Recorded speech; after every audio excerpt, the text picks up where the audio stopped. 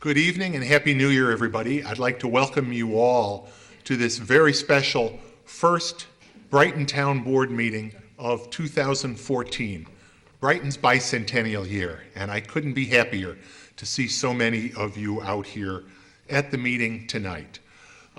We will be starting the meeting just in a moment with a special proclamation ceremony. For the benefit of everybody watching at home, I just want to let you all know that we will hold this ceremony. We will take a short recess, and then we will continue our regular business meeting with our open forum and the business meeting of the town board. So with that, I'd like to ask Town Board Member Jim Vogel if you would lead us all in the pledge. I pledge allegiance to the flag of the United States of America and to the republic for which it stands, one nation, under God, indivisible, with liberty and justice for all.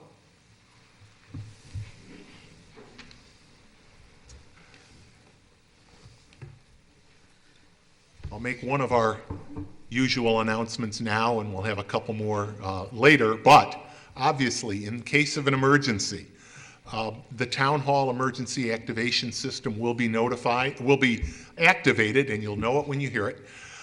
If the alarm system does go out, please exit either through the door to my right, turn right, go down the stairs and out the rear door of Town Hall, away from the building, or you can leave through the two rear doors in this room, out the front door of the building, and again, away from Town Hall.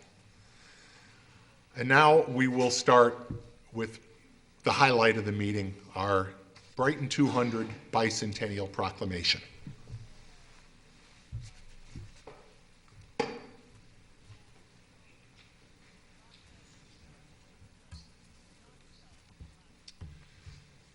As I said a moment ago, I want to welcome everybody that's here. I'm so pleased to see you all here.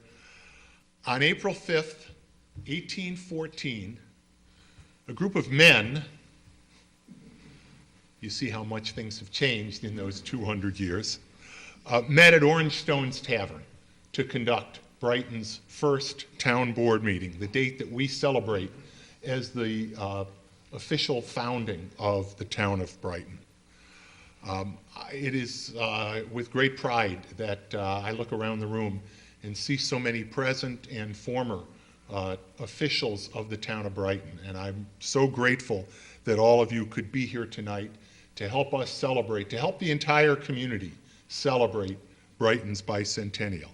In a moment, I'll be asking all of our current officials and our past officials, and in some cases, representatives, to sign our official proclamation celebrating and announcing our bicentennial year. But first, I do want to take note of the fact that during this year, we will be holding a number of events. Next month, we will be hosting an African American history and culture event at what is now known as the Alumni and Advancement Center of the University of Rochester, but those of you that have been around town for a while know it as St. Agnes. That's going to be a wonderful, wonderful event. On April 5th, we will be holding a reenactment of that first town board meeting at Orange Stone's Tavern. I'm not going to go through all of the events right now, but we do have events throughout the year of different types celebrating different elements of Brighton's history. Our history as a canal town, the veterans of Brighton, obviously the patriotism of the 4th of July, and winding things up at the end of the year with a gala reception to celebrate 200 years and to look forward to where Brighton is going for the next 200 years. And I do want to invite everybody here, everybody watching, to join us for any or all of those events. And throughout the year, I encourage everybody to stay up to date on what's going on with our bicentennial at our website, Brighton 200, written out as numbers, brighton200.org, or our Facebook page, also Brighton 200. Updates on dates and times of our various events. Now, we do have a number of members of our bicentennial committee that are here tonight. We could not be holding this celebration without them. They are a group of volunteer citizens who have been meeting for the past 6 months or so, organizing not only tonight's event, but all of these great activities throughout the year. So I want to thank them for their hard work and for their even harder work that is going to be coming in the next 12 months of the year. That group is led by Ray Tierney, our chair, Sandy Frankel, our honorary chair, and we have a number of our members here tonight, and if I miss someone, Ray, just throw something at me. Dave Whitaker is here. Arlene Vanderlind is here. Judy Schwartz is here. Nelson Lopatin is here. Oh yeah, Sam Waldman. You met Sam on your way in. Sam is out at the table with our various items that are commemorative for sale to commemorate our bicentennial year. If you didn't stop and meet Sam and take a look at some of the items he has on sale, please do. And also Mary Jo Lanphier, Brighton Town historian, is in the back. I think a round of applause for all of them would be in order.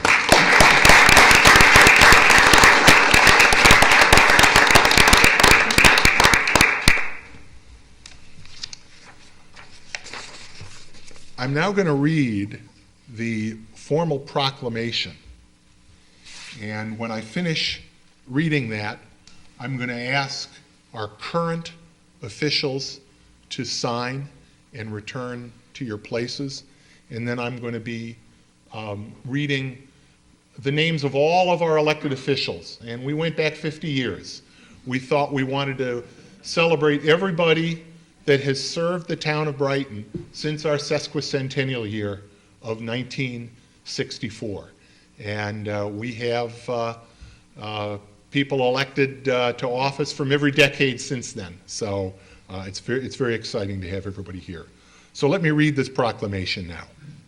Whereas, prior to the American Revolution, members of the Seneca tribe of the Iroquois Confederacy had long lived in what is now Brighton, and their trails made this area an important gathering place. And whereas, following the Revolution, the Buffalo Creek Treaty, negotiated in 1788 by Oliver Phelps, eliminated Seneca claims to the land now known as Brighton. Settlers moved into the area, and in 1796, those settlers organized the town of Northfield. And whereas, by 1808, Northfield had been renamed Boyle, which included areas known today as Brighton, Pittsford, Henrietta, Parrington, Irondequoit, Penfield, Webster, and that portion of the city of Rochester east of the Genesee River. And whereas Boyle was later renamed Smallville, which was divided into the towns of Brighton and Pittsford in 1813. And whereas on March 25th, 1814, by an act of the New York State Legislature, the town of Brighton was officially formed and officers were elected shortly thereafter. And whereas on April 5th, 1814, Oliver Culver, Brighton's first supervisor, and members of the newly elected town board held their first town board meeting in what was known then as Orange Stone's Tavern, built in 1792, the oldest standing structure in Monroe County, now known as our Stone Tolan House. And whereas during the 19th century, the town of Brighton was an agricultural center and became the brickmaking capital of upstate New York. That brickmaking history is preserved today in the numerous houses and other structures constructed from bricks made in Brighton and known as the Bricks of Brighton. Whereas early in the 20th century, Brighton took on its current borders, following the final annexation of Brighton territory by the city of Rochester in 1905, and shortly thereafter in 1912, the construction of Brighton's first neighborhood, homemakers, as a forerunner to the many diverse residential neighborhoods that now define Brighton's special residential character. Whereas Brighton's population has grown from less than 3,000 when it was established in 1814, and I would note obviously with much greater area, to nearly 37,000 today. And Brighton is now home to people from every part of the world, every background, living together in a community that welcomes their diversity and their shared talents. Whereas the town of Brighton remains dedicated to our past and optimistic for our future, and therefore we are proud to call it our home. Now therefore, the year 2014 will mark the 200th anniversary of the founding of the town of Brighton, and today, January 8, 2014, being the first regular town board meeting for said year, I, along with past and present town officials, do hereby officially proclaim January 1, 2014 through December 31, 2014 as Brighton's bicentennial. And this proclamation is signed and approved on this 8th day of January 2014 by myself, by the current town board, town clerk, and many, many officials who have given their time and their commitment and their love to their home community of Brighton. So I will now ask our current town board members, town clerk, to please sign the proclamation. Jim Vogel, Louise Novros, Jason DePonzio, and Chris Warner, current members of the town board.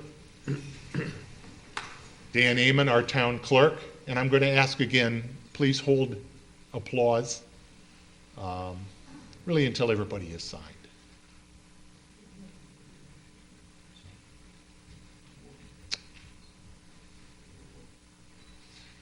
I don't believe that either Judges John Falk or Karen Morris would be here this evening.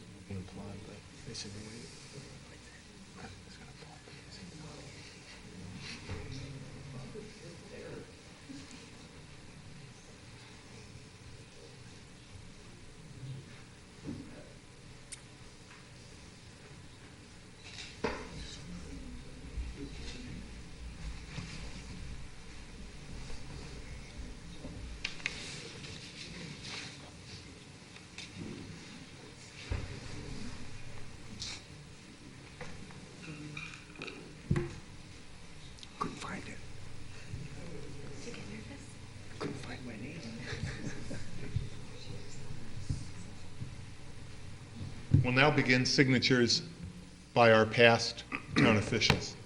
And I'd like to start with my predecessor, Supervisor Sandy Frankel.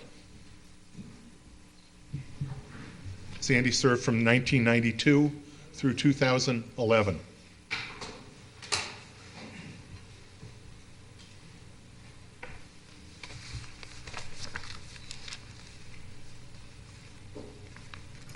Thank you, Sandy. Brighton's first woman supervisor.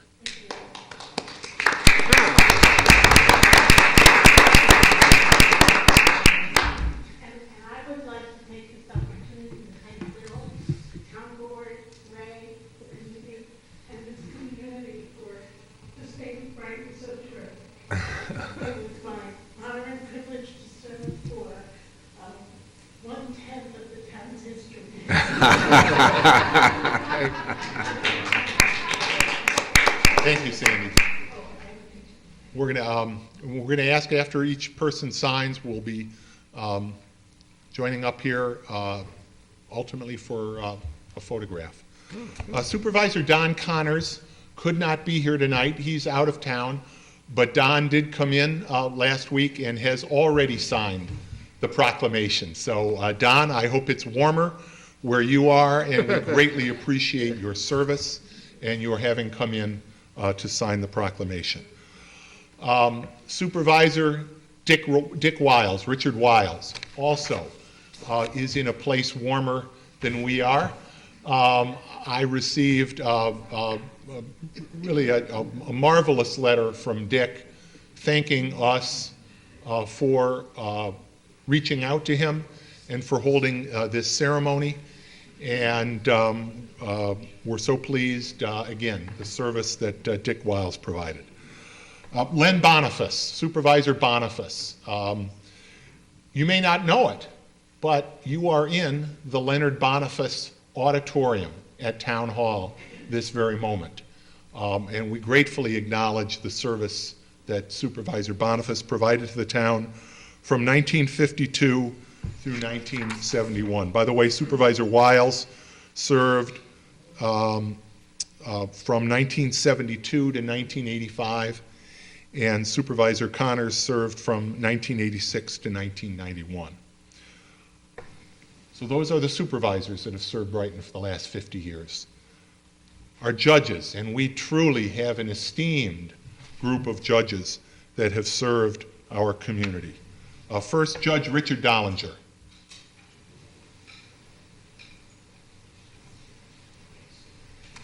Judge Dollinger served as town justice from 2006 through 2009.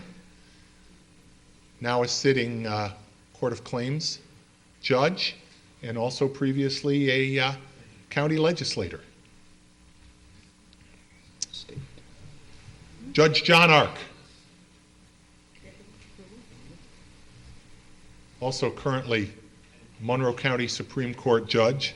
That's all right. Did they give a jacket? Judge Ark served as town justice in Brighton from 1980 to 1995. What are you doing? Thank you, Judge. Judge Jim Morris, and I'm so glad you made it. Judge Morris was in Buffalo today handling a mediation, as he does with, it seems like, all 26 hours, 8 days of the week. And for those of you that have been following the weather, you know how much we appreciate your getting through the weather and getting here. Thank you, Jim. Judge John Darcy. Jack, it's great to have you here. Judge Darcy was elected in 1962 and is the first elected town official that's here tonight. And Judge Darcy served from 1962 through 1970.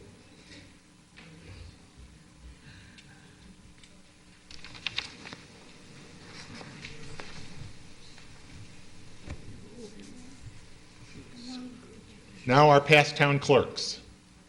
Town Clerk Susan Kramarski served from 2002 through 2011.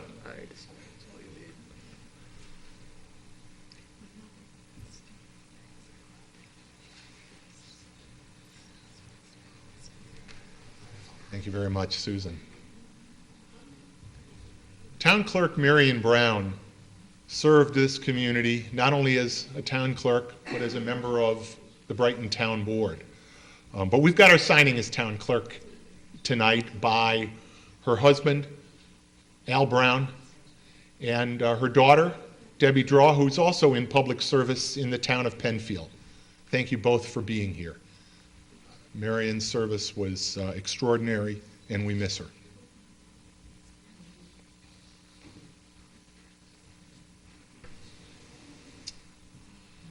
Town Clerk Ed Jeffries. And I don't believe Ed could be here tonight. But again, when you think of the great families of Brighton, the Jeffries family always comes to mind. And Lawrence Mooney. Larry Mooney served as Brighton Town Clerk from 1962 through 1981. And tonight,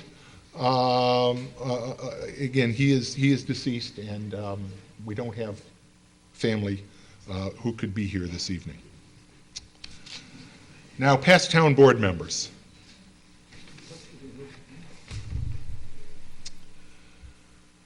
Ray Tierney. Ray served from 1992 to 2011. Again, 10% of Brighton's history.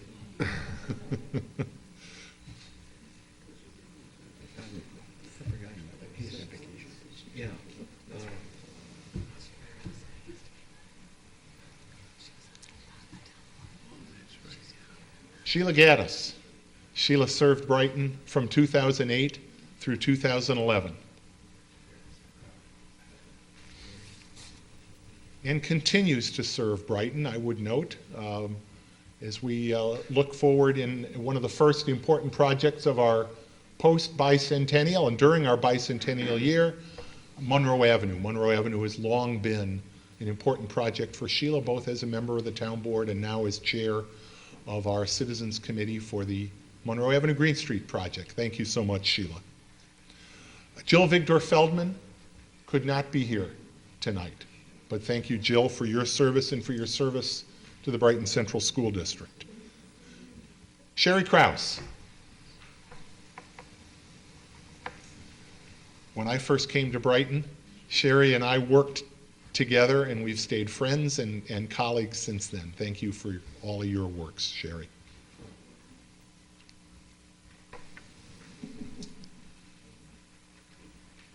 Former town board member and current town attorney, Ken Gordon, is out of town tonight, could not be here, but he too has pre-signed this resolution. Bridget Shumway. We are hoping Bridget might still make it, but she has another board meeting that she is at tonight. So if she gets here, wonderful. But again, Bridget provided great service to our town from 1994 through 1997. Ken Gordon, by the way, served from 1998 through 2001. Bob Barbado served from 1992 to 1997.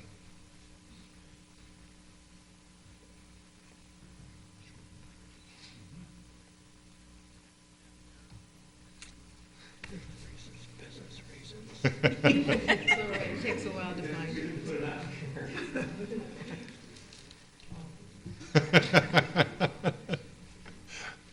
Anything to get attention. Thanks, Bob. I'm now going to ask former town board member Joe Rulison to come up and sign in his own behalf, but also on behalf of former town board member John Doyle, who couldn't be here tonight. But it's great to have you here, Joe. Thank you. Joe served Brighton from, I have you here somewhere, I have your term here, 1998 to 1990. I think the shortest term of our people here tonight, but in no way does that minimize the work that Joe did during his time on the board and your long list of community activities. Thank you. And John Doyle served from 1988 through 1991, as well as on our county legislature. Linda Garner Goldstein. Again, there's a theme here. Linda served the town of Brighton and then also went on and represented the town of Brighton in the Monroe County legislature. Linda served from 1990 through 1991 on the town board. Behind you?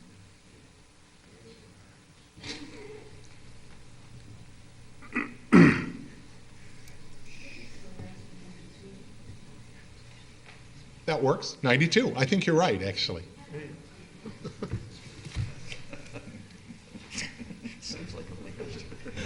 Bill Locust.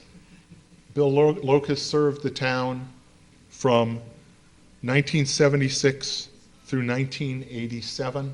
We were hoping that Jean could be here tonight, but she's not. So we will have Jean signing this proclamation on behalf of her late husband as soon as we possibly can. Jean Hutchins.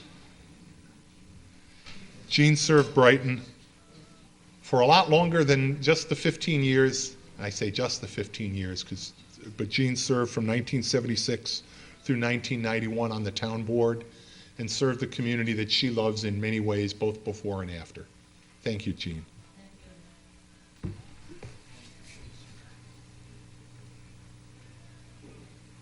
always considered it a great privilege to serve on this board. Thank you. Thank you so much. Judge Michael Miller. Michael served the town as town councilman from 1974 through 1989, after which he went on to serve the families and the children of Monroe County as a Monroe County Family Court judge.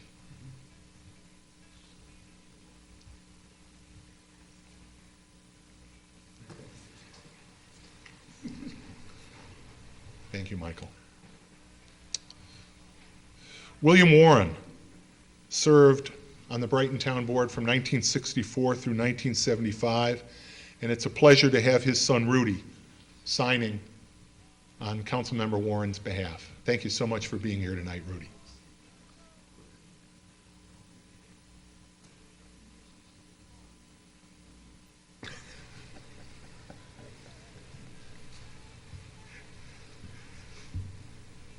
And I also want to acknowledge Councilman John McNabb, who served from 1962 through 1975, Ron Kleinman, who served from 1970 through 1973, Oswald Gendro, who served from 1962 through 1969, and Robert Headley, who also served from 1962 through 1969.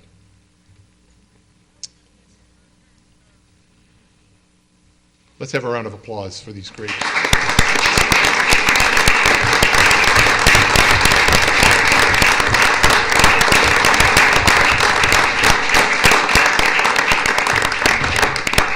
Please stay there.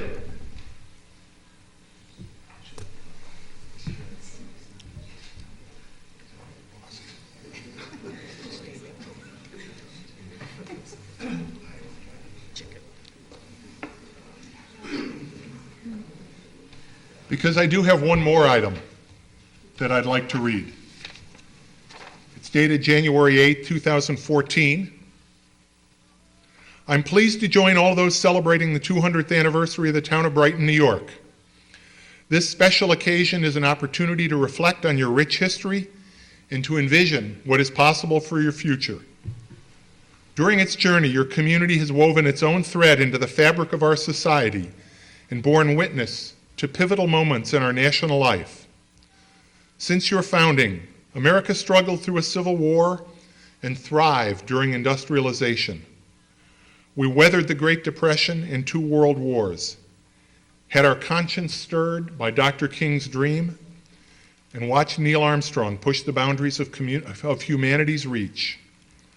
Along the way, your community played a great role in shaping our shared history and helped to make our union what it is today.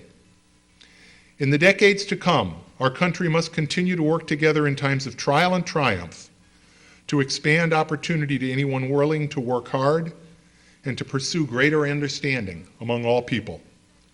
As we move forward, let us remain steadfast in the ideals upon which America stands, and let us draw strength from our forebears as we build towards an even brighter tomorrow. As you celebrate this milestone, I wish you all the best for the years ahead. And it's signed by the President of the United States, Barack Obama. Good.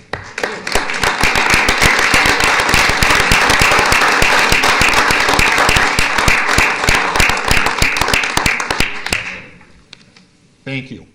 With that, and I do want to acknowledge also, I would really be remiss if I did not, but the assistant to the supervisor, Mary Ann Husser, who coordinated this event tonight. Thank you.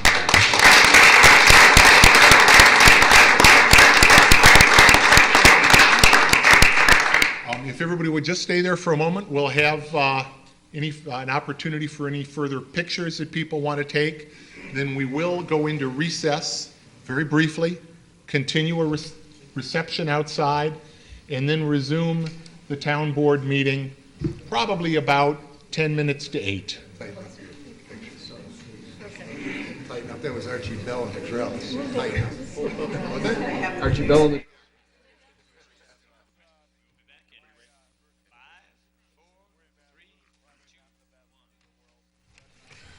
We're now ready to resume the January 8th, 2014 Brighton Town Board meeting. Again, I want to thank everybody that participated in the proclamation ceremony tonight, especially our past officials and their family members and friends who were able to be here. And thank you for your service, and thank you for coming out tonight. We're now going to resume the board meeting with the open forum portion of our meeting. As always, during the open forum portion of the meeting, members of the audience may address the town board about any matter, whether or not it's on the agenda for this evening. Now, if you'd like to speak during the open forum, I'll recognize members of the audience wishing to do so. When you're recognized, please come to the podium. Please give your name and address if you would.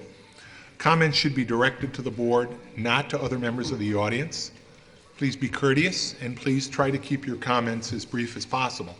I would also like to note that for members of the audience that are hearing impaired, we do have our TDD system. And I seem to have misplaced the TDD phone number, but in any event. So we will now begin the open forum portion of the meeting. Yes?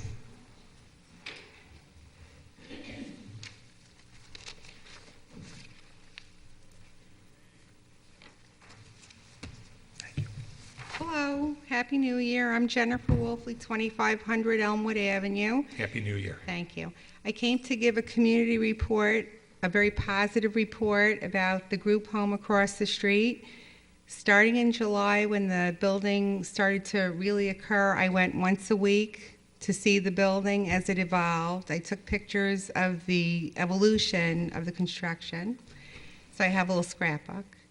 And then as things started to move along in October, November, I would go for weekly visits and tours inside the building to see the evolution of the new building. And then 4 weeks ago, I'm happy to let the community know that all of the residents have moved in as of 4 weeks ago. They're very happy. My husband, my son, and I went and visited with the residents on 2 occasions, and I went twice myself. And the residents would love a visit from anybody official from the town board to recognize that they're here. And I would like to encourage the community of Brighton, because everybody, I think, did a very good job, though some people had some little differences in opinion on aesthetics. But we were all able to come together, and I think that people from the community should come and visit. And it's a very easy procedure. All they have to do is sign in at the door and not ask a lot of questions, obviously. And they can have a tour. They can meet the residents that wish to be social, because it is their home. And the one final thing I wanted to say about the importance and relevance of this group home community family setting is that, especially with this particular bicentennial for Brighton, that it's very fitting, because it's really, you picked the number 50 to celebrate back and recognize people. It's really up until 1991 in the state of New York that Craig Developmental Center, which is in Saunier, and other developmental centers used to house these residents. And so we've evolved in a very short period of time as a community in recognizing that all people need to be treated and accepted with dignity and respect, even though they might be a little different than many of us. They're still the same as us, as they still have the same things that they like to achieve in their quality of life. So I just want, again, to encourage anybody from the community to just go over, of course, during what we call living hours. Certainly something like 9 o'clock in the morning, maybe, to like a 4 o'clock in the afternoon, the same as if you would visit your own neighbors, because there are other times that they're having their dinner and whatnot. And I just wanted to thank the board for all the work that you did with the state of New York, because I know that that was not an easy process. I know it was an emotional process for some people, and I appreciate that as well. And that's all I have to report on that. Thank you very much, Jennifer, and I do want to thank you, because you were integrally involved during the entire process, as after the state came in and indicated they were looking to bring a family back to that location. And of course, people that have been here know that formerly there was a house on that site, the Awatka House, that hosted youth who were very much a part of the community. And I really feel strongly that the many group homes that we have in Brighton are an important, essential part of the fabric of our community, and we welcome them there. I tip my hat, truly, to the folks from the state of New York who worked through what was a challenging process, I know, for them, but I think the proof is in the pudding, and I think the proof is in the pudding once again every time that our community gets involved with projects.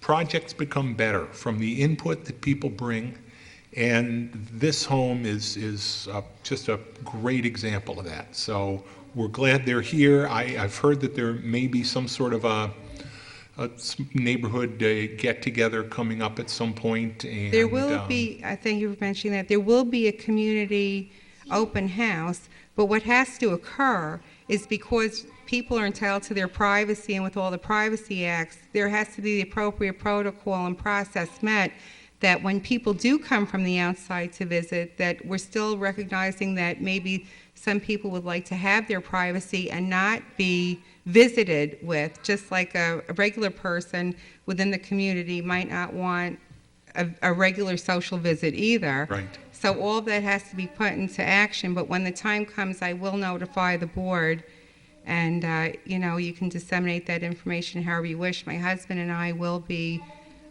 providing community service hours at the house, as well as helping with their open house. So if anybody in the community wants to be involved, all are welcome. Thank you for that, Jennifer.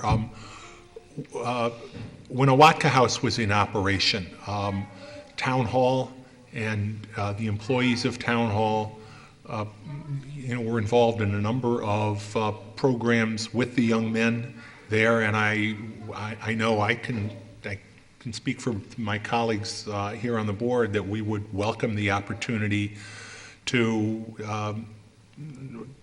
integrate with them as they, like any new neighbor in a neighborhood. And so we look forward to the opportunity to celebrate holidays, make their holidays a little brighter maybe. I know the Brighton Rotary Club that I'm a member of was worked with the Awatka House men, and that's, again, something hopefully we can pursue as they become some of our Brighton's newest neighbors. So thanks for that update, Jennifer. And also, I had some of the residents from the Heritage Christian home come and help out for Clean Sweep, and hopefully if we can work with them to help out for that, for help with the registration or whatever they would like to do. Yes, of course. I think that's important too, as I had shared with them that certainly there's the library right across the street, that there's all kinds of service jobs with the community book sale. I have 2 hours every 2 weeks. I work in the little bookstore. I would be happy to take a volunteer. So there's a lot of ways I think that all of us can help people integrate within our little community and feel comfortable and welcomed and still maintain their dignity and the dignity of our community. Great. Okay, thank Great. you. Thank you. Thank you, Jennifer. Is there anyone else that would like to address the board during the open forum? Actually, I did receive a question over email this afternoon. It's from Richard Gilo from Warren Ave. And Richard was hoping to find out how the decision was made to put the traffic device where it was placed. He says, it seems to me that it should have been placed closer to Branch Avenue. That is the section of Warren where the accident occurred and where the most people exceed the speed limit.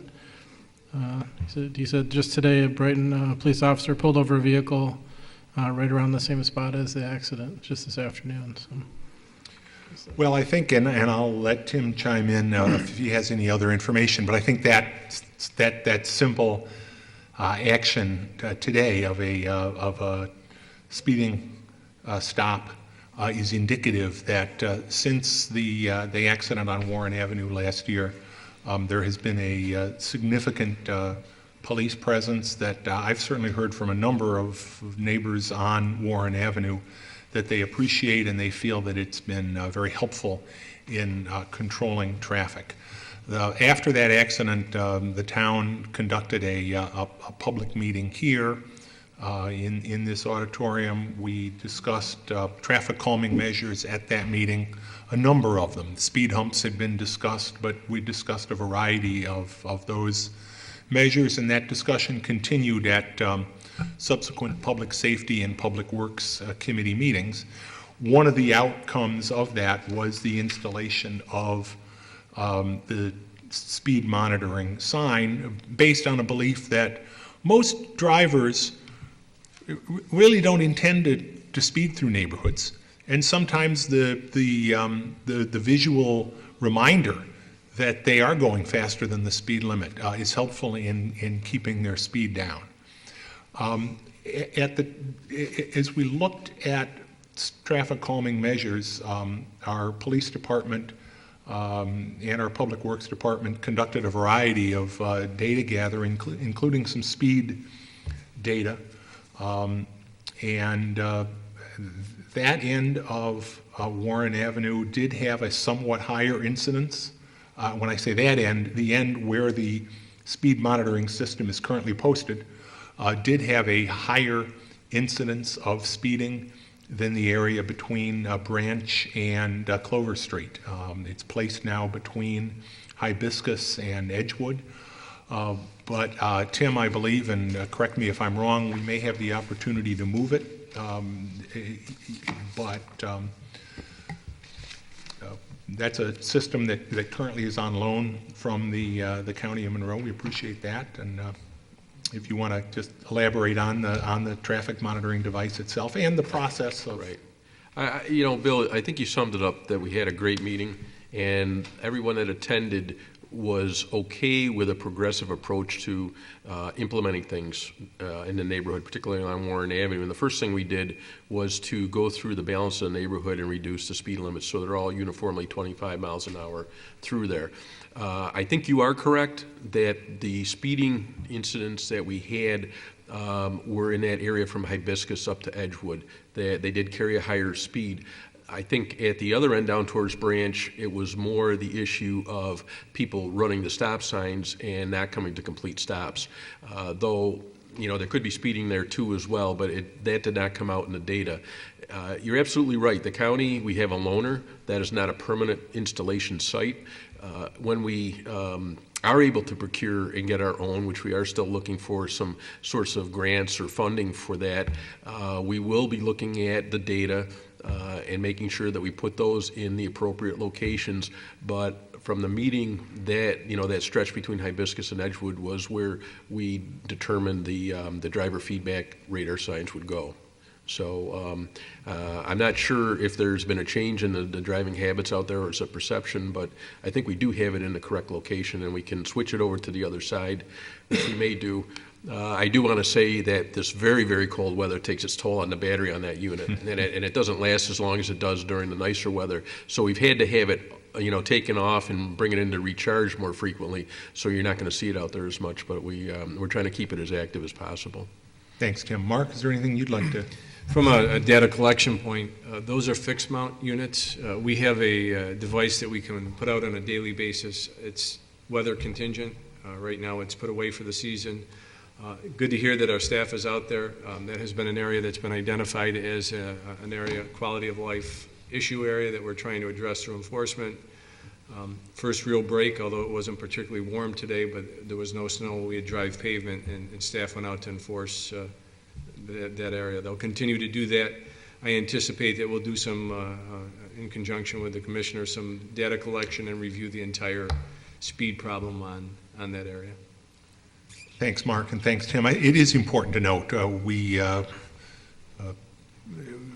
have a number of areas in the town, and we're very sensitive to traffic safety. It's an important concern. We do give special attention in some cases where we've identified particular problems, as we did there on Warren Avenue, and we'll continue to work with the neighbors and a holistic approach to try to keep traffic safety in that neighborhood as a priority. So it's a good question, and thanks for the opportunity to give the community and the neighborhood an update. Please, whether you're on Warren Avenue or Brook Lawn, anywhere else in town, particularly under these difficult conditions, you know, that people would be speeding in this kind of weather with the ice that still may be out there, blowing snow that freezes and thaws.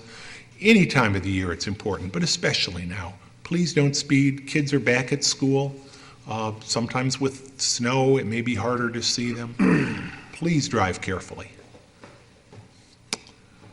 Is there anyone else that would like to address the board during the open forum? I do have, by the way, and I apologize earlier, I did not have the number for the TDD line. That number is 784-5205. 784-5205 for the town TDD line. I did get a question earlier, I think with some of the attention given to LDCs, local development companies in the newspaper.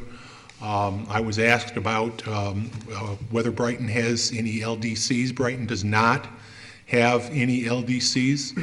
The town board of the town did authorize the establishment of an LDC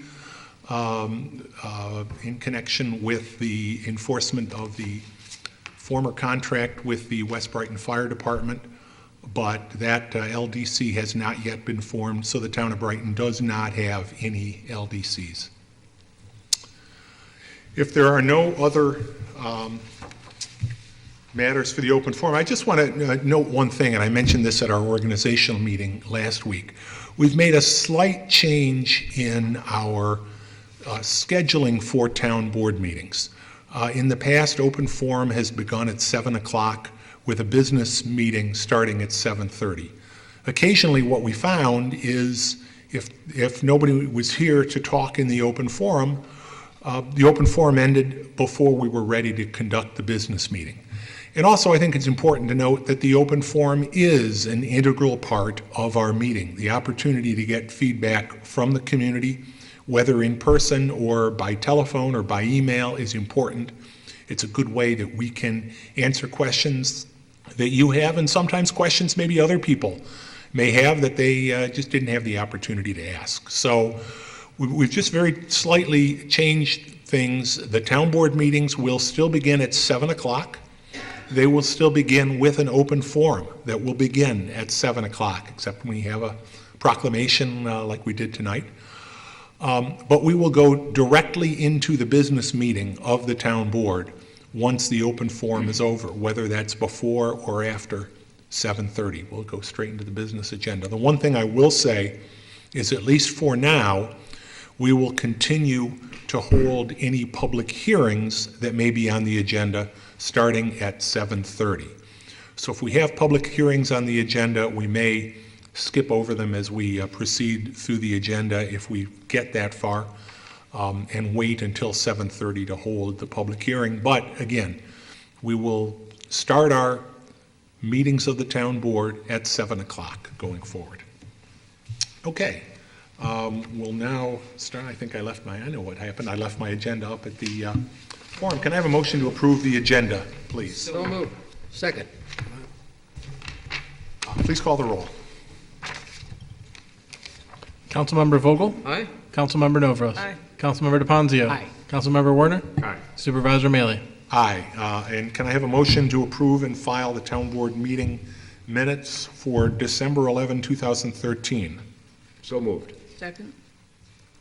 Discussion? Please call the roll. Councilmember Vogel? Aye. Councilmember Novros? Aye. Councilmember DePonzio? Councilmember Warner? Aye. Supervisor Maley? Aye. Bids. We have one bid soliciting proposals for professional services for the design of a trail through the Farish property. Bill, this is a matter discussed at FASC, and I move that we approve the solicitation of bids for services on the Farish property trail in accordance with the resolution as before us, as prepared by the assistant to the supervisor or by the attorney for the town? By the attorney for the town. Second. Any discussion? We'll be soliciting professional services, as we've said in the past. Construction of a trail is really the only improvement we anticipate to that property. There's a significant wetland area as well as a pond area, so one of the design challenges is going to be the design of a boardwalk that gives the public good access to that wetland area, but also we do want to try to, the boardwalk is much more expensive to build than traditional trail, so we'll be keeping that in mind and getting guidance from our consultant on that. You know, Bill, we're all anxious to get that trail completed. There's going to be a great linkage from Elmwood over to Westfall into Buckland Park, and it's going to be a great community asset. Couldn't agree more. No further discussion. Please call the roll. Councilmember Vogel? Aye. Councilmember Novros? Aye. Councilmember DePonzio? Aye. Councilmember Warner? Aye. Supervisor Maley? Aye. Communications. Can I have a motion to receive and file? So moved. Second.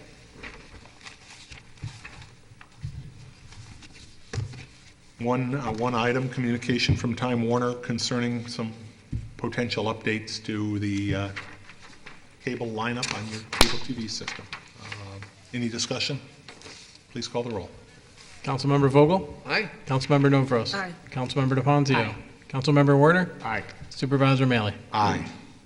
Committee reports. Louise, Community Services, and Parks and Recreation Community Services. Parks and Recreation Community Services has not met since our last meeting.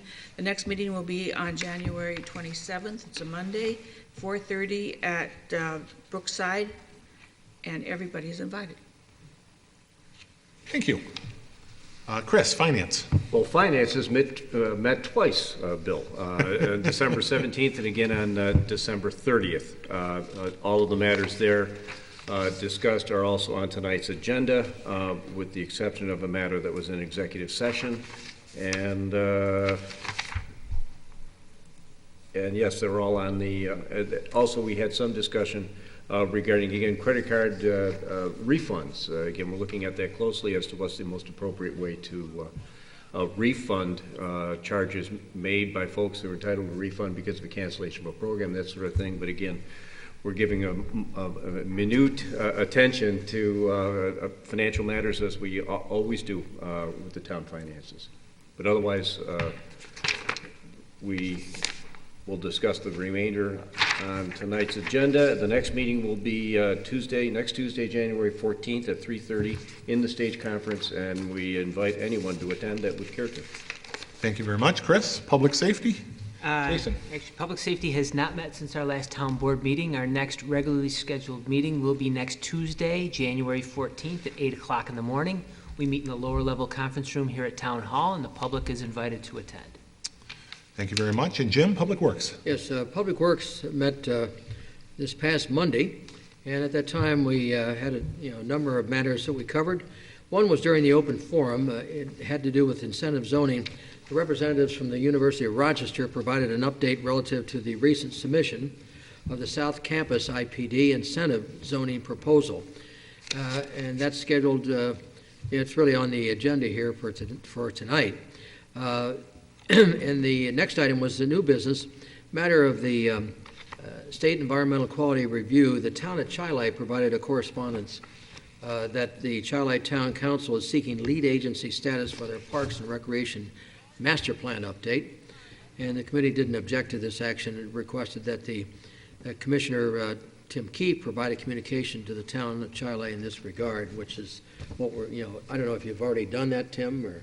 It has been done, Jim. Okay, all right. And then the major part of the meeting was really a review of the 2014 projects in Public Works, and really to look at the status of active projects that are on schedule for this coming year. Notable projects include the Monroe Avenue GIGP and the Stormwater Quality Pilot Project, and then the update of the master plan itself, the comprehensive development plan of the town. Also, the Farish Parcel Trail Project, which we just mentioned about that, and then also the construction of the Crittenden Road sidewalks, and the renovations we've got to do this year to the Carmen Clark Lodge at the town park, and there were a number of other things that we were looking at as we move forward, having to do with road work and sidewalks. We all agree that the 2014 is going to be a very busy year, along with 2015. Tim, anything we wanted to elaborate on with regard to what I just mentioned on the projects? A lot of projects, Jim. Those are sort of the highlights. There's a lot of other ones out there. And to the credit of the board and the administration, many of these are with grants, that we have some grants. Monroe Avenue's a grant. The Crittenden Road sidewalks are a grant. We're hoping to get some funding for the Highland Trail. And there's just a number of other things that are out there. The master plan update's also a grant too. Oh, yeah. That was the most recent one I think that came in, Bill, to the tune of I think it was $150,000. So staff has worked very hard under the guise of the administration to get these grants. So it's it really is allowing us to be very active, and so it will be a full year. Yeah, let's take a minute to elaborate, just so the residents understand, on the Monroe Avenue GIGP project. Sure. I want to talk about that just for a second. Right.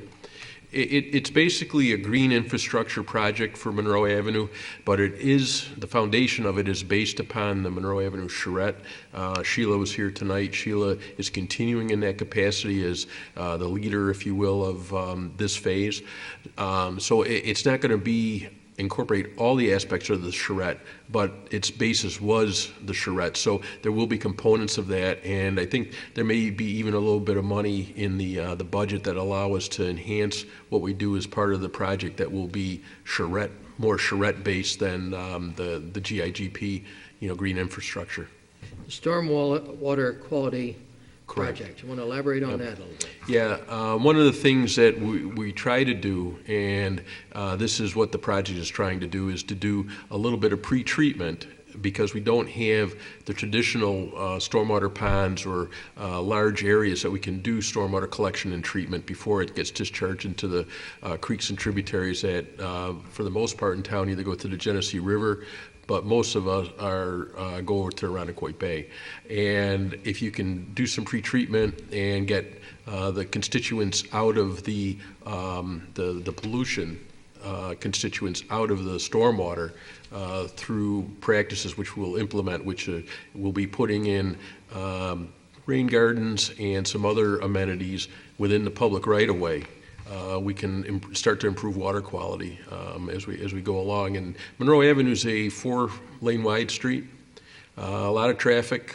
It has a lot of pavement, so it's a really nice application because hopefully this will showcase very well what Bill had mentioned in the the bicentennial about Monroe Avenue, and this is going to be something we hope will be a catalyst to improve the full length of Monroe. And at some point, we hope to move from the 12 corners up towards the city line at Highland. This particularly deals with the 12 corners down to Westfall and Elms Creek.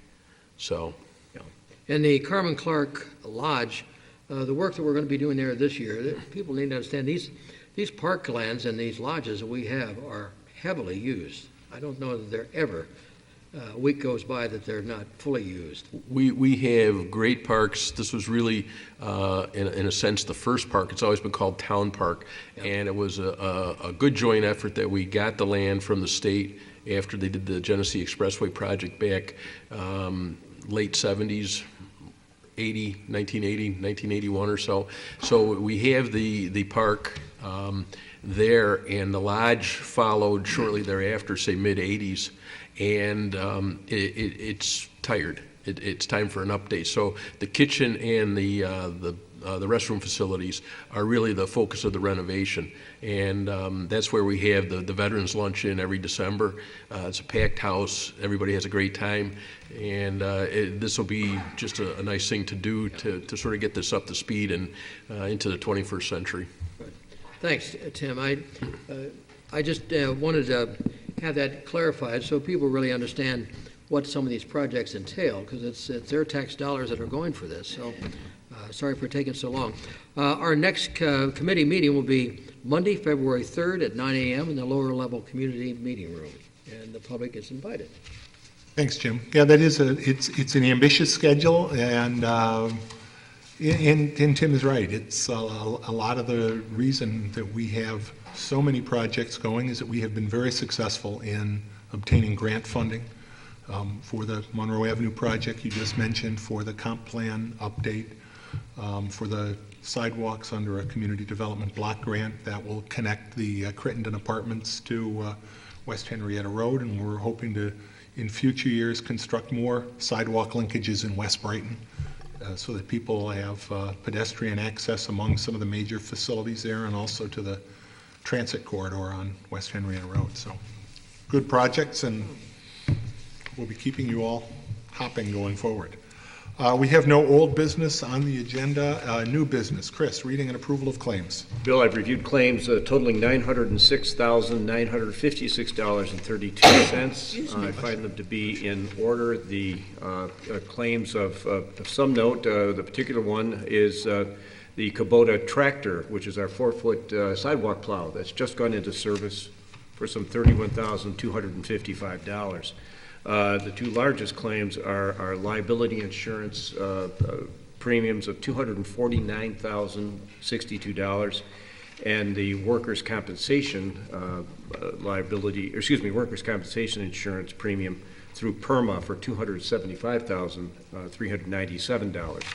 But I find the claims to be in order, and I move that they be approved for payment. Second. Discussion? Please call the roll. Councilmember Vogel? Aye. Councilmember Novros? Aye. Councilmember DeFonzio? Councilmember Werner? Aye. Supervisor Maley? Aye. Louise?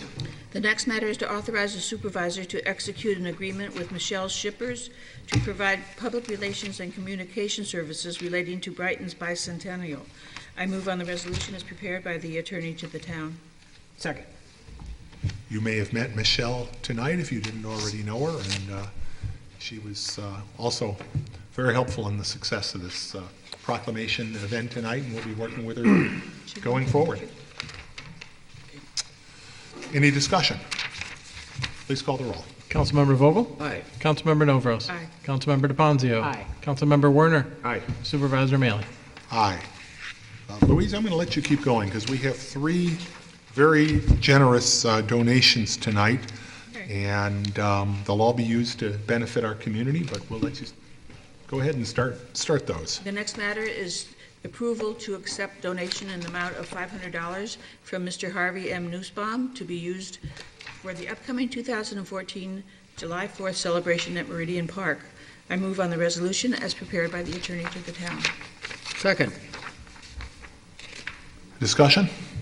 Thank you, Harvey. Harvey's served the community as a member of the Chamber of Commerce Board for many, many years, and along with his wife Elaine, love this community, so thank you for your generosity. Please call the roll. Councilmember Vogel? Aye. Councilmember Novros? Aye. Councilmember DeFonzio? Aye. Councilmember Werner? Aye. Supervisor Maley? Aye. And Louise? The next matter is to approve to accept donation in the amount of $2,500 from Jack Lubell Foundation to be used to support the Brighton Senior Program. I move on the resolution as prepared by the attorney to the town. Second. Okay. Becky, do you want to say anything about this grant? We're just thrilled to receive this. It comes in annually, and it's put to use supporting the programs in the senior center, including the water cooler that they so much enjoy, as well as the entertainments for the programs that come in on a weekly basis throughout the year. So it really is needed and well received within the program. So we do appreciate it and look forward to that every year. So it's nice. Nancy McGorry, who heads up our senior program, it's an incredibly active schedule of events. So I want to encourage people out there, maybe you're relatively new to Brighton, or maybe you're relatively new to that senior age bracket, but in any event, check out their program of activities. They are conducted out of Brookside School for the most part, although some of them are at different locations, and there's really something for everybody. We very much appreciate this grant that helps make it possible. Jason. Yes, the next matter is approval to accept a donation in the amount of $1,000 to the Brighton Police Department from Tops Market and to amend the 2014 Police Department operating budget to support same. I move that we adopt the resolution as prepared by the attorney to the town. You're right, we didn't vote, did we? Yeah, We did not vote on the prior one. My apologies. Thanks, Susanna. So Please call the roll. Councilmember Vogel. Aye. Councilmember Novros. Aye. Councilmember DeBonzio. Aye. Councilmember Werner. Aye. Supervisor Mealy. Aye. Now, you were saying, Now, Jason. as I was saying, with respect to the approval to accept the donation in the amount of $1,000 to the Brighton Police Department from Tops Market and the associated budget amendment, I move that we adopt the resolution as prepared by the attorney to the town. Second. And we do gratefully appreciate TOPS, their generosity.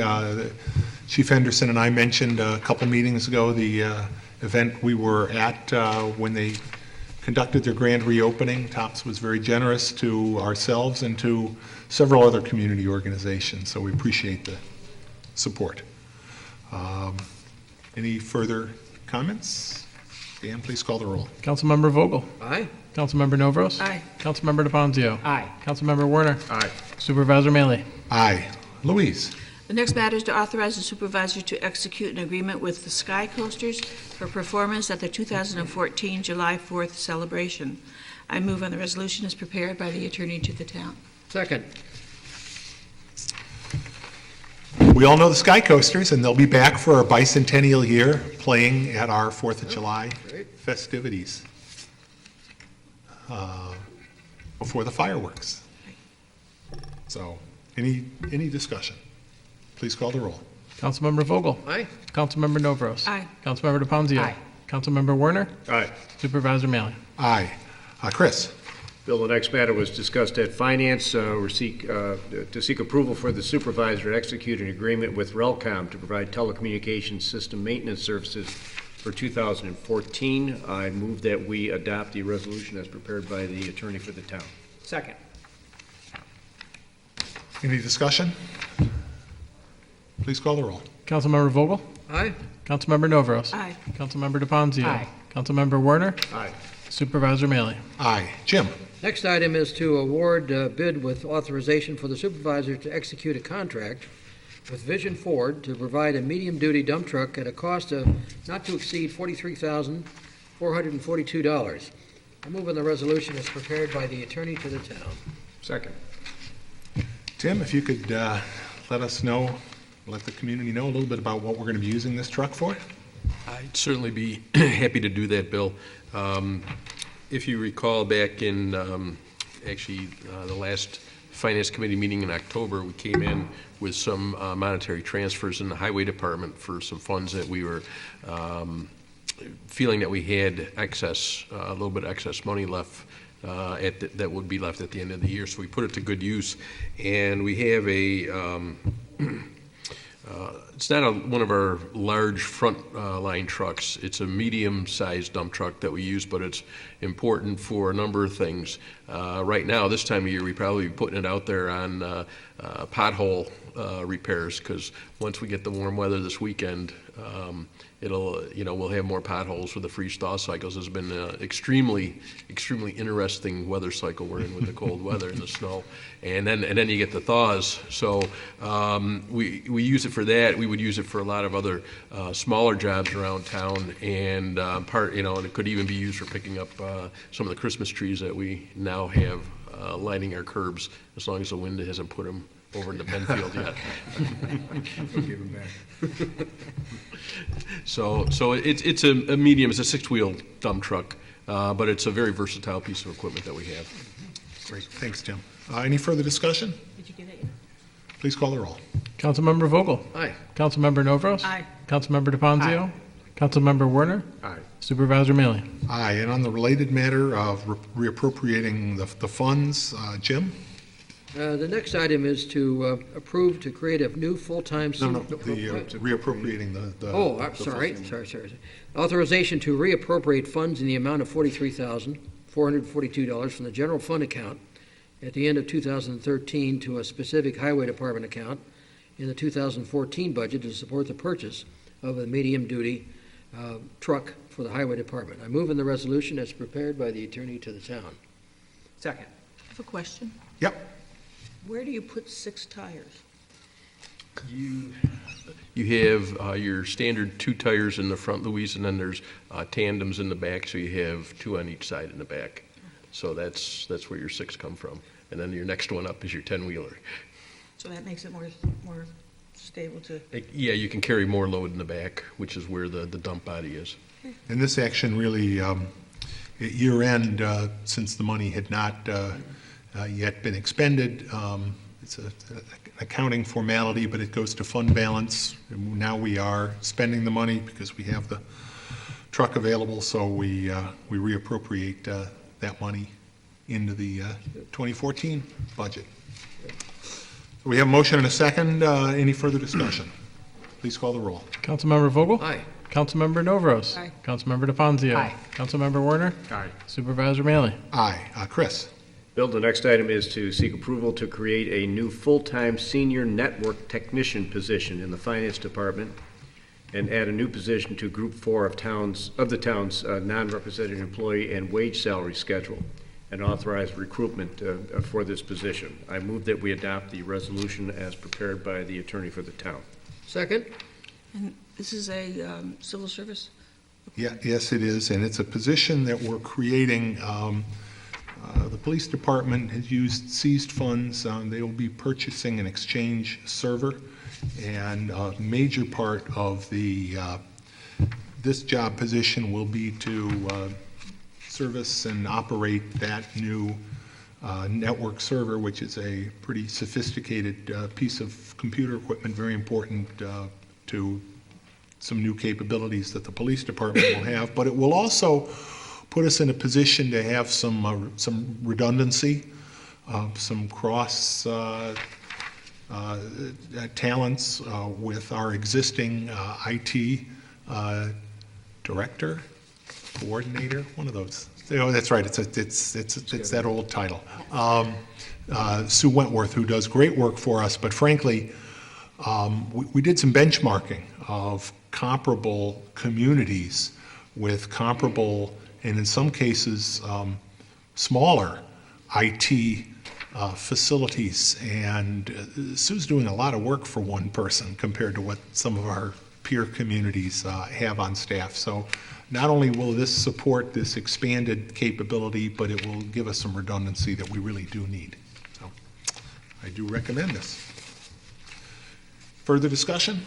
Please call the roll. Councilmember Vogel? Aye. Councilmember Novros? Aye. Councilmember DeFonzio? Aye. Councilmember Werner? Aye. Supervisor Maley? Aye. Jim? Next item is to receive and file a draft generic environmental impact statement dated December 13th, 2013, from the University of Rochester regarding the campus master plan, the institutional plan development, that's the IPD project, and refer it to Stantec for review on behalf of the town. I move in the resolution as prepared by the attorney to the town. Thank you. We have received this supplemental draft generic environmental impact statement. We have been discussing this as the U of R's South Campus project has reemerged after a number of years in which it was really dormant as the university did some internal long-range planning.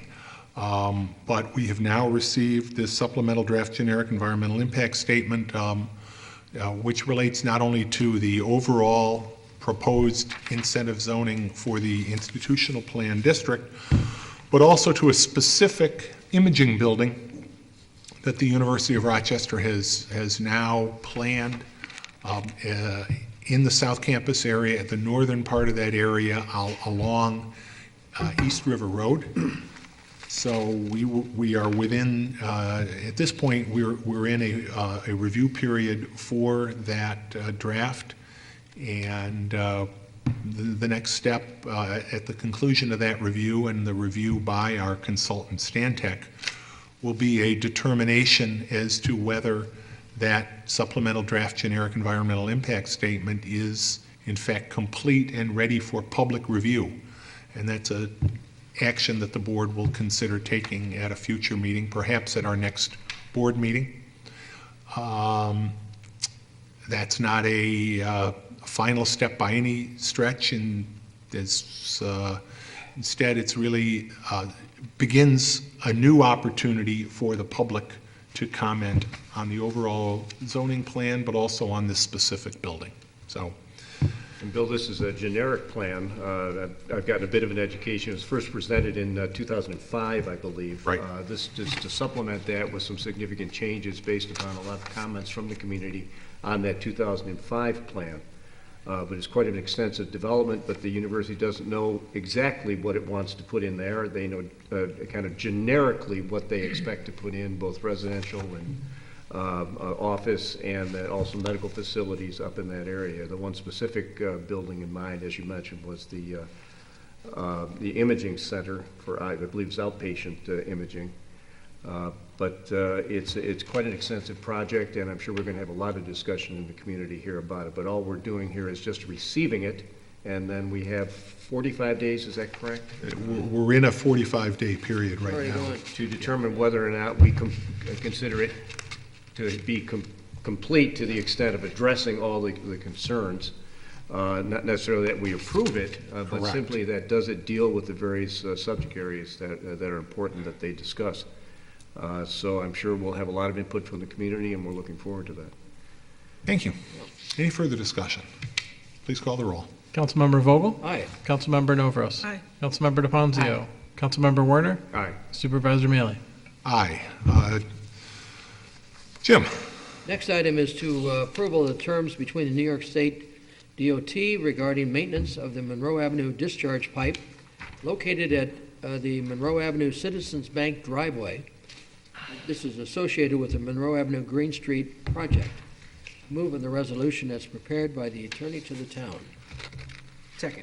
And I just want to, it's correctly referenced in the resolution, but this is really what we're calling the pilot project. This is not technically part of the overall Monroe Avenue Green Street project, but rather a smaller pilot project with some similar goals and objectives that specifically relates to that portion of Monroe Avenue adjacent to the Citizens Bank branch, which is near the creek and across the street from the middle school. So. And this, it comes from a $40,000 grant from the Stormwater Coalition, Right. which Mike Guyan, I believe, was instrumental in obtaining for us. And it does give us an opportunity to get a taste of what it's going to be like to develop the rest of Monroe Avenue. It's got some of the same infrastructure technology that we hope to use down below, or further down Monroe Avenue. So it should be quite interesting, but this is going to be a big project also. And it'll be a good opportunity for the community, really, to get a first look at some of the techniques that we'll be using right along the avenue. So, This particular agreement, however, is just the state, because it is a state highway. The state's willing that we can make this modification to the border of the street there, but essentially with the agreement that they're not going to have to maintain it. And so this is both, Tim, we have to maintain it both as to the underground and the surface as well? Just the new improvements, Chris. The existing system that the state has, the state will continue to maintain, so it's only the pilot project improvements that this agreement is referring to. but that is something we had to clarify with the state. With the state, yes. Yeah, yeah. And hopefully the bank will participate, but certainly in terms of the above ground. Right, and Mike continues to have discussions with them, and we like to have, some, I guess, vested interest by all the establishments along the avenue in that regard, so we hope the bank will do that in a neighborly fashion. And it's the same thing with the town stepping up to make these improvements. We do have the grant. We do feel that, like you say, this is going to sort of set the tone and give it an idea for what's going to happen along the avenue, which is great, and should really not only pay stormwater dividends, but it really should have some aesthetic and visuals that are going to be positives here too for a lot of those areas along Monroe. No, we're going to do that work with our own forces, is that correct? Yes. And I think tied in, we've said this, but I think that I'm certainly hoping that it's going to be true. I think it will be. That along with those aesthetic improvements, people are going to find Monroe Avenue a much more attractive place to be, to walk. It's a sense of place, a sense of community.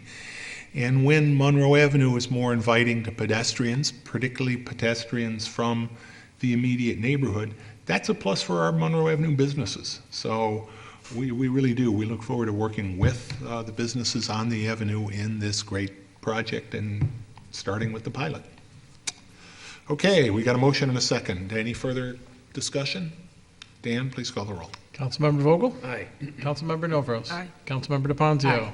Councilmember Werner? Aye. Supervisor Mealy? Aye. Jason? Next matter is seeking approval to award bid with Arbor Tree Incorporated to provide a rental of a bucket truck with operator during 2014. I move that we adopt the resolution as prepared by the attorney to the town. Second. Discussion?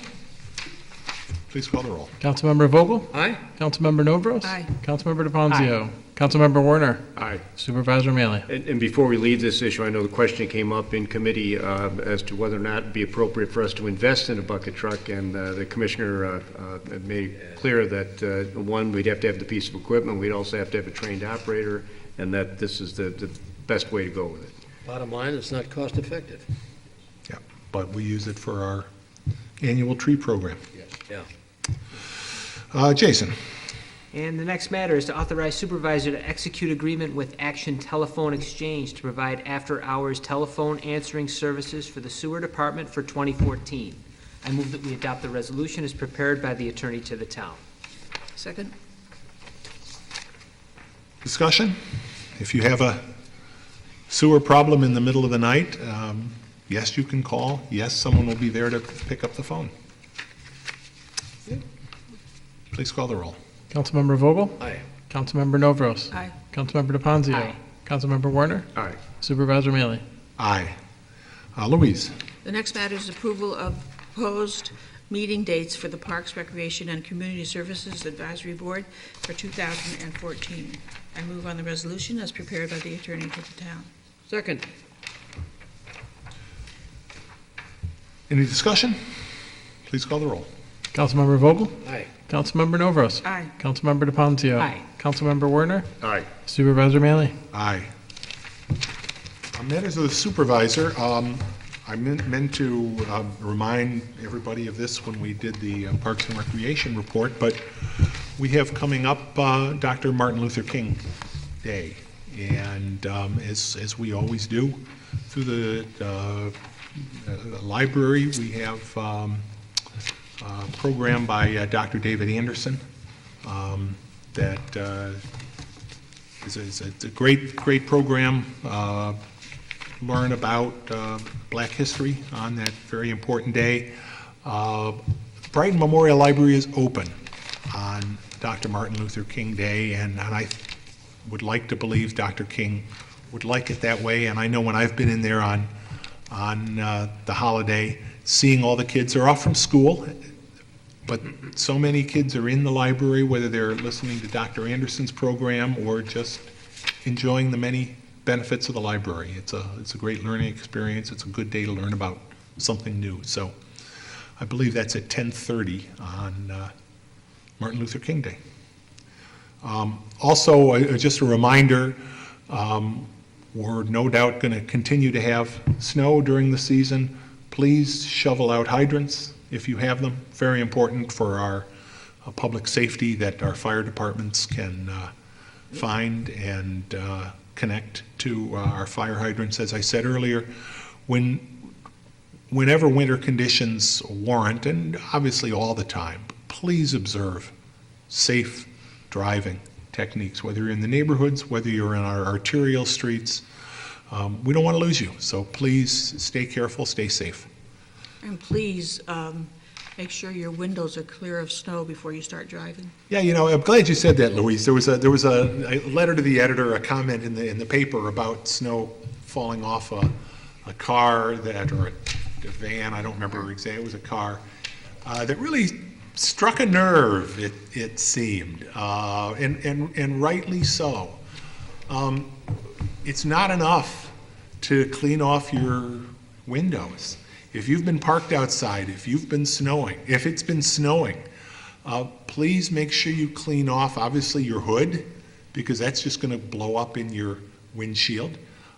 But the roof of your car, if you have a trunk, Get the snow off that so it doesn't blow on someone else and, affect their visibility. We talk about whiteouts, but I'll tell you, a whiteout of 8 inches or 10 inches or a foot of snow blowing off of someone else's car in front of you is as bad as anything they saw over in Buffalo these past couple days. So please drive safe, and thanks for that reminder. The attorney to the town is not here. Matters of the town clerk. Just a quick update. A couple of months ago, the board approved a program that I wanted to introduce for the residents of carrying Easy Pass for us, and those came in today actually. So starting tomorrow, if anybody needs another Easy Pass to add onto your account, or if you don't have it, you haven't really known quite where to get it, come on into town hall and we can get that. Happy to add that service to what we offer here at the clerk's office. How much are they? Excellent question, Lee. They go for $25 is the initial purchase, and then that goes into the. I'm actually activating mine when I get home tonight, so I'll have more information later. But the town actually receives $4 for each one that we sell. Is that $25 for the pass, or does that go into your account? Believe a portion of that goes into the account, but it's that's the initial investment. Thank you, Dan. Thanks for enhancing the services you offer.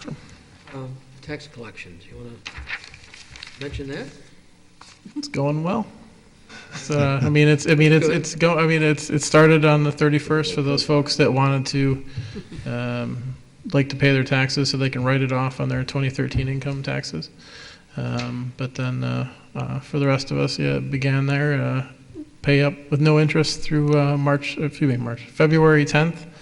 And once again, on the due dates, we'll have out the reserved parking signs in the lots for folks coming in to pay taxes. Try to make it as convenient as possible. Thank you very much. Matters of the board. I have something. I got my first call today from somebody saying that she wanted to participate in Clean Sweep. When is it? So I told it's the Clean Sweep will be on May 3rd, and electronics and shredding will be May 10th, the next week, from 9 to 12. That's all three of those are on Saturdays. Very good. I know we'll be hearing more about that and participating in all those great events that you undertake, Louise. Any other matters of the board? Registration for the Recreation Department is beginning. Becky, when does that begin? Yesterday. Yesterday. There you are. And Becky, you gave me some great news in terms of the percentage of people just yesterday. I know it's one day, but now that we're offering our online registration, about 3/4 of the people that signed up for classes yesterday, the first day of registration, signed up online. They did.